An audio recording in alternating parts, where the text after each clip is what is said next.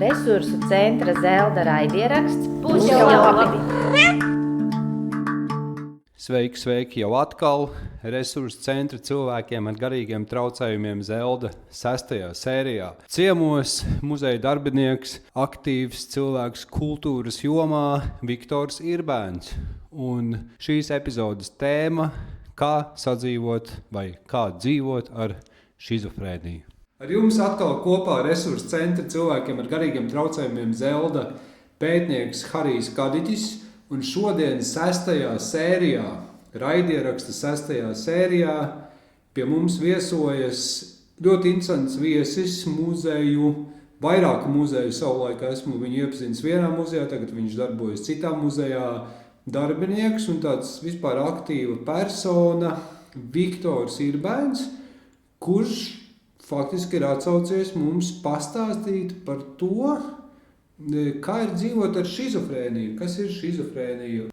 Principā tāds jautājums, kā ir un ko, tur drīzāk jau psihiatram jājautā, nevis man. Tas manī iekšā ir, es pats nejūtu to, kā, tik ļoti, kā cilvēks no malas varbūt redz man. Jā. Tā cauri. Nekas patīkams tas nav. Visādā gadījumā tā ir hroniska slimība, kur ir regulāri jāārstē. Un katrs kaut kāds posmiņš, kad nedabū iedzert zāles vai nejauši es aizmirst, tad var izvērsties diezgan nepatīkamā piedzīvojumā. Bet man ir jautājums, pie tā mēs noteikti atgriezīsimies, ko tu saki. Kā tas sākās? Daudziem šizofrēnija sākas kaut kādos vēlīnajos 11 gados. Es zinu, ka tev tas bija jau stipri vēlāk, ja? Likās 37 vai nebija. Es tagad varu samaldēt. Vārdu sakot, 14. gada beigās. Jā, grūti tev pateikt, ar ko sākās. Bijušā sieva saka, ka man nomira mamma 10. gadā. Tad jau es tāds dīvaināks paliku, bet, es strādāju, visu darīju, bet tad, kad 14. gadā man sieva pateica, šķiramies, tad es aizvēru acis un 3 dienas steigāju ar aizvērtām acīm. Okay. Kopsumā 3 dienas tas nebija gluži nepārtraukti, bet, es aizvēru acis un palūdzu sievai aizvest mani uz mūsu nopirkto dzīvokli. Tas bija tāds pirmais gājiens, laikam viņa izbasīja galīgi pa ceļam, bet, viņa aizgāja atpakaļ uz mājām, īrētajām, un es paliku tajā mājā, man bija fiška, jāuzcep pankūks, jāaiziet uz darbu, un to visu, un jāizkurina krāsni, un to visu es centos ar aizvērtām acīm izdarīt. Un tad tev likās pilnīga norma? Man tas likās senčīgi. Protams, ka tas bišķi savādi, bet, man tas likās ok. Tā es atceros.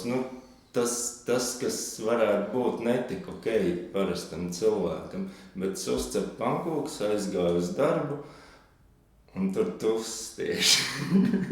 Un te es iedavu, kā ar visu spoguļu kameru, protams, gāju, man fotografēt patīk.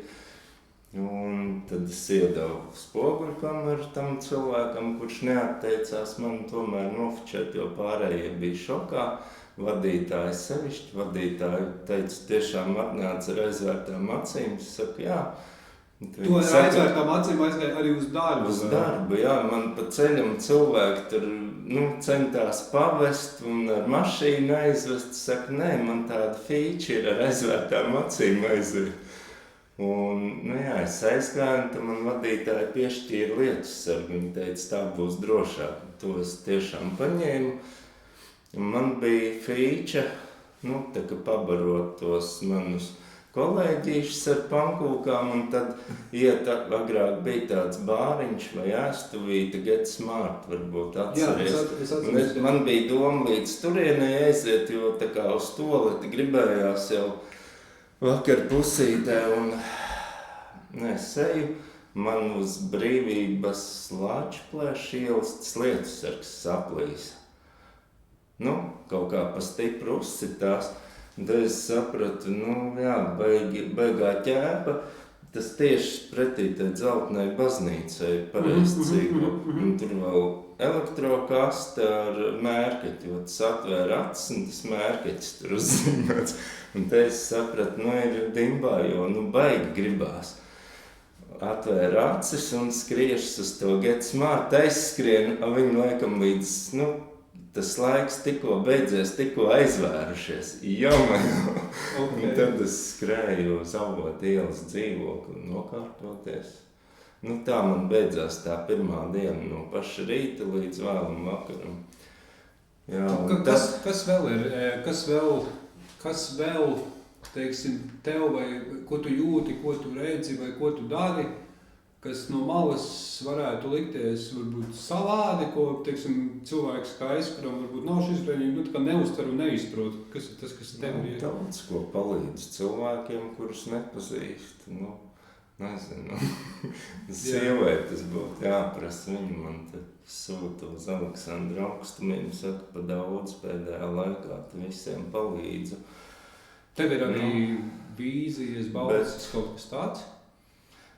Toreiz, kad es gāju ar tām aizvērtām acīm, tad bija interesanti. Es aizgāju līdz Alberta ielai, tā 12, vai ne?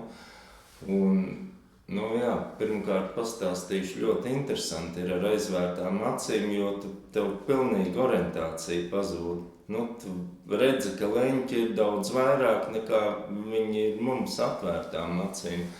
Un tad... nopietni. Okay. Un tad es gāju uz otro stāvu ar aizvērtām acīm, un pēkšņi tāda, beigā arka. Man, iedoma arka, protams, viss ar tauriņiem, puķiem, viss.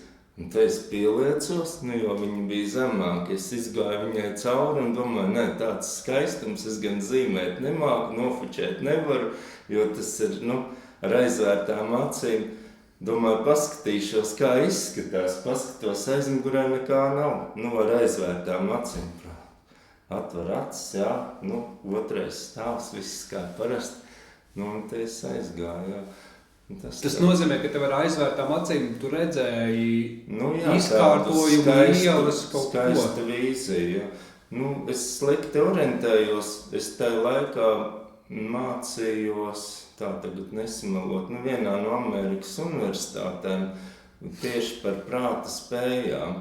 Un es tās acis, principā, aizvēru tāpēc, lai attīstītu citas maņas. Tāda bija tā fiška. Bija neracionāli iet uz ielas ar aizvērtām acīm. To es daudz vēlāk sapratu.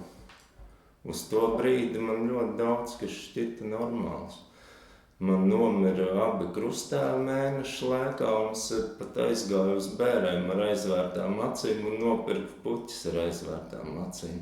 Un krustmāte tad vispār sprāga pušu, bet es jau biju bišķi sagatavojies maz brilles, uzvilku saules brilles, lai neredz, ka es ar aizvērtām acīm mākstos.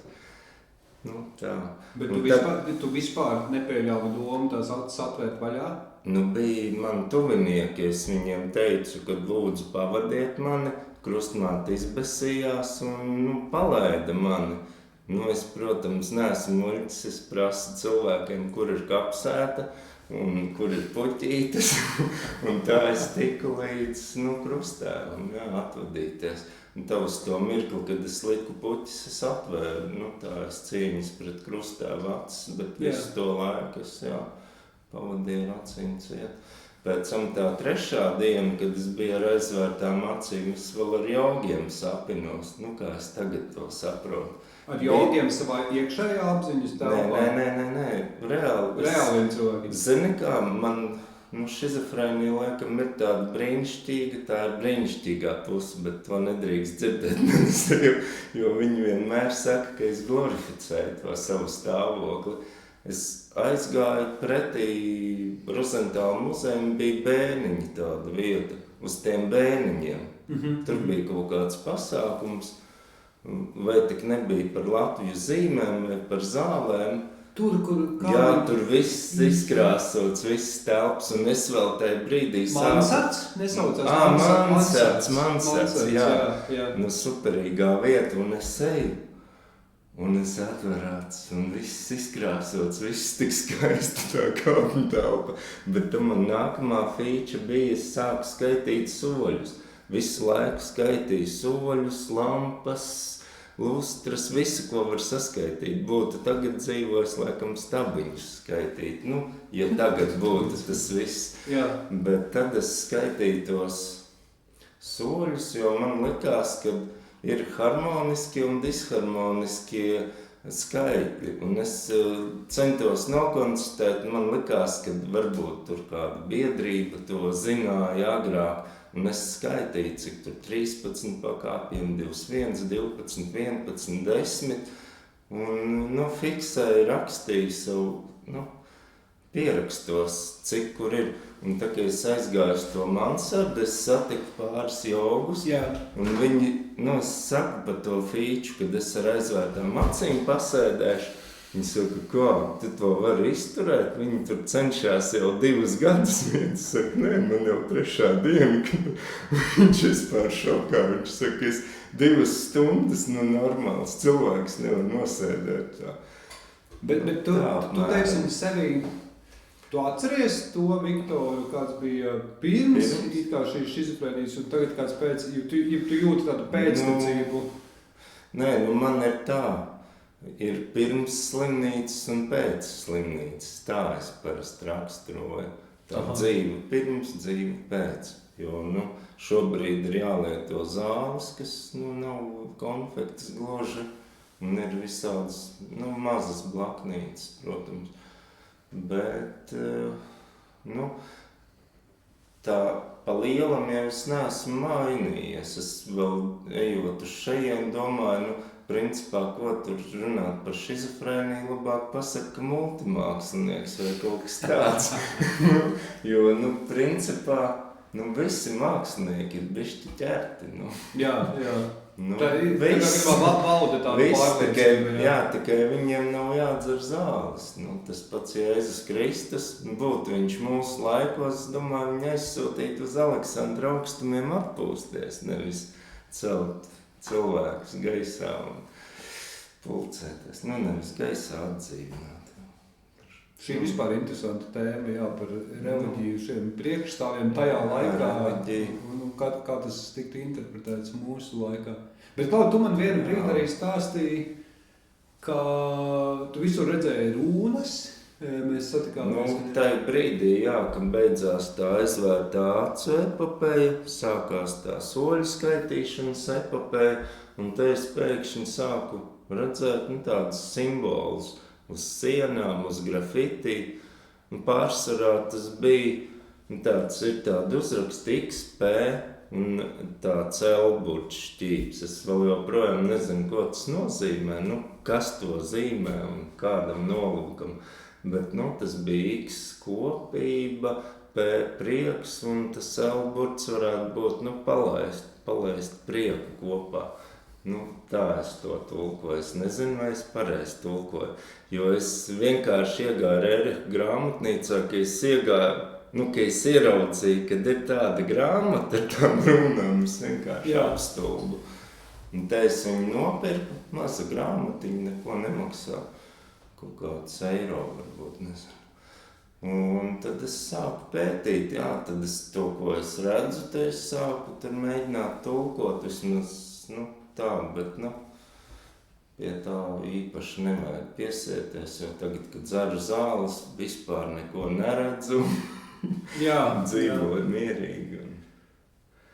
Bet, Klau, droši vien cilvēkiem, kas klausās, interesēs, kas notiek, ja cilvēks, kam ir šizofrēnija, piemēram, nedzer zāles? Tad ir bēdīgi. Tev ir bijis kaut kāds posms dzīvē, stāvoklis? Kad nedzer? Jā, kad tu nedzer, vai tu vēl nezini, kas ar tevi notiek? Es izgāju no slimnīcas, es nezinu, kāpēc, un es tāds, paklausīgs cilvēks, principā, es likuma paklausīgs. Man pateica aizēja pie ārsta, kad iziesi, un es biju ļoti sazāļots to mēnesi pirmo. Es izgāju, tā, ka knapi var aiziet līdz mājai, vispār, ļoti grūti bija nokontrolēt sevi. Vispār neko nezināju par šo kaiti. Un tad aizgāju līdz aptiekai. Nauda man arī īpaši nebija daudz. Un man aptiekā kaut kāds 27 vai cik eiro paprasīja par tām zālēm. Es saku, sorry, nav. Bet es dzirdēju, ka tas cikladols ir obligāti jālieto. Un te es vismaz to cikladolu, to man laikam pa 71 centu izrakstījis. Pat nezinu, kas tās bija pa dārgajām zālēm. To izrakstījis, uzreiz veikalā izdzēru, trīce bišķi pārgāja. Un tad es nākamajā dienā, kas bija sestdiena, skrēju pie psihiatra vēlreiz un, teicu, man nav naudiņas tām zālēm, un tad viņi man izrakstīja citas. Tās es sāku lietot, un tad man sākās 3 gadi ļoti neinteresanti dzīve. Vienkārši dzīve. Nevis vienkārši, tiešām neinteresanti, jo kad tu esi epizodi, kā tas saucās, nezinu, kā pareizi saucās, bet, es saku, parasti labi jūtos, slikti jūtos. Tad, kad tu labi jūties, tad tev ir, es nezinu, vai ir tik stipra narkotika, cik tā bauda, to, ko es stāstīju par tiem vārtiem, caur kuriem izgājam, tas viss ir tik skaisti. Tu ir mānijas fāze kaut kā. Jā, mānija. Un viss ir ļoti skaisti, viss sadaras, piemēram, nāca te pie tevis, ne tur aizgāja. Ja es nelietotu zāles, es tev ar aizvērtām acīm pie tevis atnākt. Kā, piemēram, kā es ar jogu iepazinos, bija kaut kāds pasākums lielajā ģildē. Es normāli ar atvērtām actiņām biju pie lielās ģildes, nekad tur neesmu bijis. Durvis ir lielas, durvis atver durvis, ienāk iekšā, tie tur bez mazas ceļiem visi un man nostājās. Sacienā ar saldumiem, saka, vecīt, es atveru durvis, saku, te pasākums notiek. Viņi saka, tām durvīm bija jābūt ciet, kā tu te tik iekšā. Sacienāja tiešām ar kūciņām, teica, tikai novelc apavus lūdzu. Tas bija arī jogai veltīts pasākums? Tas bija, man tie vārdi vienmēr nav atmiņā, bet tas bija atmakrija jogai. Tas galvenais boss bija ieradies, un es ieeju, man laikam, man pirms tam bija rotavīrus kaut kādas 2 dienas, un laikam tās zāles bišķi neiedarbojās.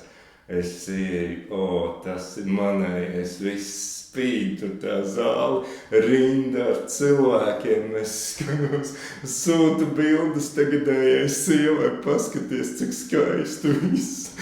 Viņa saka, ir mājās. Saku, nē, man tas, un es pirmo reizi dzirdēju Čantings, laikam, ja. Es viņu safilmēju, vēl tagad ieliku YouTube, var apskatīties, kliksars tāds. Un, jā. Es biju ļoti patīkami pārsteigts, sevišķi par to sagaidīšanu ar kūciņām. Caur aizvērtām durvīm. Vienkārši nepareizā ieejā iegāja. Tad kopsumā sanāk, lai operētu mūsu apziņas līmenī, tev tomēr ir jālieto šīs zāles. Jā, obligāti, katru dienu. Citādi iziet kaut kas no eņģēm, jā? Jā, tā stipri iziet. Principā šobrīd ir tā, ka ja es nepalietoju, vai aizmirstu vai ko, es tā sāku just enerģijas, kas, tur, piemēram, putlers, es viņu tā saucu. Kad ir tādas ļaunās komandas, es viņas sāku tā kā just. Tā kā astrālā pasaule kaut kāda? Grūti tev pateikt, arī tas pārāk intīmi, lai to jā. pastāstītu, bet, jūti vienkārši to slikto, kas pārņem liekas, un tev ir jācīnās pret to. Bet tā cīņa bieži vien nav saprotama ļaudīm, jo, kad es tai pirmajā reizē 14. gadā norāvēs biju, tad es muzejā dedzu sveces, un labi, es uz šķīvja to darīju uz akmens palodzes, bet direktori, diemžēl, to nesaprata. Tas bija tas pirmais pārsinājums, ja? Jā, pirmais manā mūžā. Un tad es darīju tiešām ļoti dīvainas lietas. Kaut vai to, kad es zvanu cilvēkam, Un tā momentāli liku klausulu nost. Pasaku kaut ko, Harī, čau, tev ir rīt jāaiziet uz interviju un noliek klausulu. Un šitā es visiem zvanīju un kaut ko beigi svarīgo teicu. Jā, un pats trakākais es direktoru paņēmu. Man prasa atslēgas, jo kasē iztrūkums 400 eiro. Jo es aizdevu draugam ar aizvērtām acīm nopirkt mobilo telefonu, iPhone par 400 eiro. Saprāt, nokonstatēju to iztrūkumu, un tagad man prasa muzeja atslēgas, un man tā balss iekšējā saka, bet viņa tak nav iesvētīta. Un es ātri ieju virtuvē, kā es varu viņu iesvētīt. Paņem eļļu uzpilinu un es fiksu viņai uzvilku krustiņu uz pieres. Tas bija pavisam dīvaini. Vai tevi pēc tam atlaidi no darba? Es pats tur kaut ko mēģināju rakstīt atlūgumu. Bet pēc tam bija tā, kad es tur tāda baigās sakritības gāja, es roku salauzu. Un tad ar to lausto roku es tiku arī Aleksandra augstumos pārsteigties. Un tā kā es izgāju, tad es vēl līdz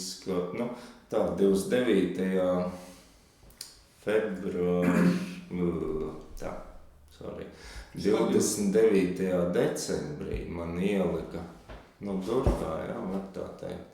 Un tā tad izlaida 29. janvārī, bet es vēl kaut kad tur februāris, marts, laikam, ilgi biju uz slimības lapas. Man ļoti labi kolēģi tajā laikā aizvietoja man tagadējā vadītāja Rozentāla muzeju, un viņa mani paņēma kā dārznieka palīgu. Es tā saprotu, kad viņas iniciatīva bija. Ka tomēr neizmest to cilvēku ārā, bet kaut kādas vienkāršas darbus dot. Un tad es sāku strādāt. Ja tā var teikt, dzīve bija neinteresanta. Bet man jau bija pieredze tur lapu grābšanā, visādos tādos darbos. Ļoti ātri tiku galā un es vēl tur teicu, kā man labi sanāk visiem tiem, kas tur kantoris bija agrāk. Jā. Un es tā atceros, bija lepns, ka man tāds darbiņš, jo dārznieka palīgs super, man likās tas beigas superīgi.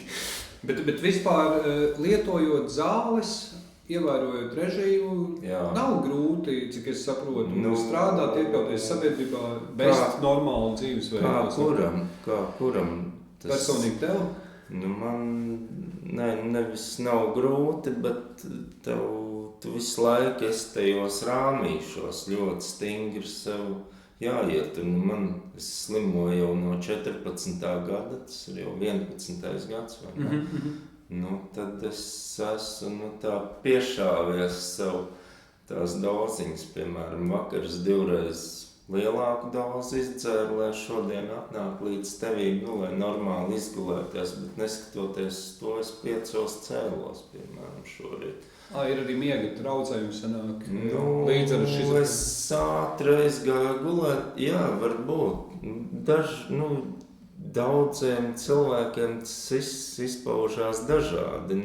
Man parasti miega traucējumi nav, bet, piemēram, mostos es bez modinātāja jau ļoti daudz gadus. Un tās zāles, piemēram, iedzer vakara zāles. Ja tev ir tas traucējums, tu pamodies, piemēram, 2, 3, tad es dzeru otrais viņus un šlāfenēju tālāk. Jo to es sapratu, ka ir 8, 9 stundas jāguļ. Piemēram, šobrīd es te kalnā kāpju atkal, tad es piespiežu sev vismaz 6 stundas, tas ir minimums. Minimums, kas ir jānoguļ. Nedrīkst, jo tad, kad man viss sākās, tad es gulēju 2 stundas un es biju ļoti izgulējies pa 2 stundām diennaktī. Es kritu no velosipēda nost ap 4 naktī Dievs man sūtīja visu, ko darīt. Un tad es tā, kad krīt, es fiksi uz mājām braucu. 4 aiziet gulēt, 4:45 bez visādiem modinātājiem. Es jau biju augšā un atkal jākalpo Dievam. No pārguruma tu kriti, ja? Jā, tas, ka miegs, jā, tev viss, tad kā Dievs man rāda, ka jāiet gulēt. 2 stundiņas jāpaguļ. Ļoti interesanti katrā gadījumā. Bet kā tu teiktu, kā tu raksturotu cilvēku attieksmi pret tevi, kad viņi uzzina, ka tev ir šī līga, vai ka tu pastāsti, vai nekas īpaši nav mainījies? Es cenšu. Sākumā, kad es izgāju no slimnīcas, es pat kasieriem teicu, man ir šizofrēnija, lūdzu, man jāpaskaitiet ar naudiņām. Ļoti grūti bija. Tev pašam grūti pieņemt? Draugi, teiksim tā, principā draugi atsijājās. Tie, kas ir draugi un tie, kas ir garām gājēji. Tā var teikt, jo tuvākie draugi, pateicoties tuvākajam draugam, principā es esmu dzīvs, jo tā kā man nebija naudas un nebija vairs sievas un bija tur slimības lapas, viss kas, viņš atbrauca un pierunāja bijušo sievu, lai man iedod bērnu. Mums tikko bērns bija piedzimis, kad tā šķiršanās bija paredzēta. Un tad es tajos brīžos, kad gribējās ļoti aiziet no šīs pasaules, domāju, bet kā tad telma bez manis? Un aiziet no pasaules tieši apjukuma un neizpratnes dēļ, kas ar tevi notiek? Nē, principā man nebija ko ēst. Es gāju pāri akmens tiltam un tad skatījos, tā šodien ūdens pārāk silts, nenomiršu. Nākamajā dienā skatos tā ledutiņš, atkal sasitīšos, izglābs, un tā tālāk. Tādā ziņā, ka tev finansiāli bija ļoti plāni tajā brīdī. Jā. Vairāk tas un tas, kad arī paralēli tā neinteresantā dzīve bez tiem spožumiņiem, sakritībām. Jo es gāju jebkurā pagalmā, es nezinu kādā veidā, es zināju, kur ir ieeja izēja. Es gāju strupceļā un pēkšņi atrodās mazas dubtiņas, kur iziet cauri. Normāli to cilvēks neievēro. Jā. Es vienkārši sāsināta tā jūtība bija kaut kādā veidā. Un es, piemēram, man nebija aizvērta durvi, es ieraudzīju, kur ir kāda atslēdziņa jāpieliek vai ko. Kodu pāri plecam vienkārši cilvēkiem ieraugu un ātri man tie cipari bija tā, ka... Un visur varēja būt iekšā? Jā, es visur gāju un visur uz bēniņiem līdu un skatījos, fočēju, cik skaisti. Tā ir skaistā puse, bija arī neskaistā puse, kad tas viss arī daļai sākās, kad es biju vienā haltūriņā, vienai burvēji dzīvokli tīrīt. Man palūdza, vai nevar attīrīt dzīvokli. Jā, fiziski tās mantas, visādi galvas kausi, spoguļi, apaļi, sveces tādas, vītinātas, nesapratu. Es pirmo reizi tādas šausmas redzēju. Un tad es sāku tā kā, to ļaunumu, tādu pārcilvēcisko ļaunumu redzēt, just. Un es vienkārši nezināju, ko ar to darīt, metu miskastē tās lietas. Piemēram, lācītes ar izrautām acīm atstāts. Zināju, kur baznīcā pieiet, kur būs nolausta puķa aiz baznīcas. Man bija kaut kāda tur fīča, ziemeļos, neko neatceros no tā. Šis bija pašā saslimšanas sākumā, ja? Jā, tas bija kaut kāda 14. gada oktobrs. Kad es sāku negulēt, man tie krustēvi abi nomira un arī kaimiņi daudz labi cilvēki kaut kā mira tajā 14. Un paralēli vēl karš Ukrainā sākās 14. gadu laikam vidu, neatceros tā. Krimas okupācija, jā. Tad es tādu klausījos Genādiju Balašovu, savu draugu, kurš neaugtāja saulē. Jā. Un, to diezgan dzīvoju līdz tiem visiem procesiem pa daudz. Bet ko tu dari mūsdienās, un es arī zinu, ka tev visai drīz ir izstādes atklāšana. Jā, 10. februārī visi tiek aicināti uz Ojāra Vāciešu muzeju 3:15. Tad varēs apskatīt bildes no Ojāra Vāciešu dārza. Nu, Tevis fotografētas, ja? Vai gleznotas? Šoreiz manas fotogrāfijas, jā. Nu, tā, sīkāk jau tur uz vietas redzēs, kas man sanāks. Šobrīd palīdz gan Ieva Ķīsa atlasīt dzejoļus, gan speciālisti palīdz aprakstīt tur tās lietas. Nu, vāciešu mīļākās puķes, tur rābeles īpašas kaut kādas, kas ir tiešām ļoti īpašas. To es centīšos aprakstīt zem tām fotogrāfijām. Mūsu raidieraksta nosaukums ir Būs jau labi, un mēs vienmēr visiem viesiem pajautājam. Nu, kā tev, Viktor, šķiet, piemēram, pasaulē viss būs labi? Būs, protams, ka būs. Nu, es pat pilnīgi domāju par to Putleru. Saprotu, viņš tādu karmu ir uzņēmies. Jā. Nu, kā var nebūt labi? Viņš šobrīd tādas šausmas dara. Un tas nozīmē, ka mūs gaida ļoti liels svēts cilvēks ar laiku. Nu, tas ir mans kā pretstats. Jā. Kā pretstats. Jā. Jā. Ja savādāk nevar būt, pasaule ir harmoniska. Mēs tiešām gaidām kaut ko ļoti, ļoti pozitīvu. Es gaidu. Jā, taisnība ir tāds ēnu laikmets pienācis un cerams kaut kad būs pretstats. Jā. Nevar, cik ilgi šitā var, vai ne? Šis bija Resursu centra Zelda. Raidieraksts Būs jau labi. 6. sērija, ciemos Viktors Irbēns un arī Harijs Kadiķis. Paldies! Raidieraksts Būs jau labi ir sagatavots ar Sabiedrības integrācijas fonda finansiālu atbalstu no Latvijas valsts budžeta līdzekļiem. Par raidieraksta Būs jau labi saturu atbild Resursu centrs cilvēkiem ar garīgiem traucējumiem Zelda.